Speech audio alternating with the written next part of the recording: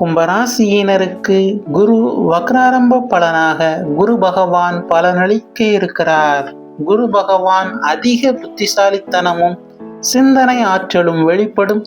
தொழில் வருமானம் உண்டாகும். பொருளாதாரம் மேம்படும். உத்தியோகத்தில் இருப்பவர்களுக்கு ஊதிய உயர்வு சன்மானங்களும் கிடைக்கப்பெறும். உயர்கல்வி சிறக்கும். இழந்த மற்றும் கொடுத்த பணம் திரும்ப கைக்கு வந்து சேரும்.